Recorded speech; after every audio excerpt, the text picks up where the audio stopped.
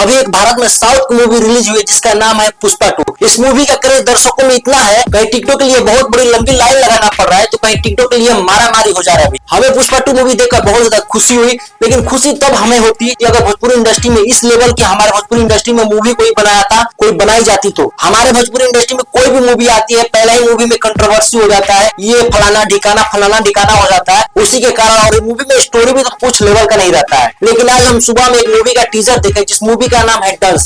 बता दें ये मूवी खेसारी लाल यादव जी का है जो कि ग्लोबल म्यूजिक जंक्शन से आया है। इस मूवी का टीजर देखे तो भैया हमें लगा कुछ समय तक हम देखते रह गए, क्योंकि भैया हमें लग ही नहीं रहा था कि ये भोजपुरी मूवी है। मैं खेसारी लाल यादव से उम्मीद करता हूँ कि मूवी उसी लेवल की होनी चाहिए जिस लेवल की आप टीजर छोड़े हैं। साथ ही साथ पूरे भोजपुरी दर्शकों से निवेदन करता हूँ कि अगर कोई भोजपुरी इंडस्ट्री में अच्छी मूवी बने, कोई अच्छी स्टोरी बने, तो उस मूवी को थिएटर में जाके देखें। लेकिन आप लोग जरूर बताइएगा कि आप लोग डांस मूवी का टीजर देखे हैं तो कैसा लगा। हमें तो बहुत अच्छा लगा।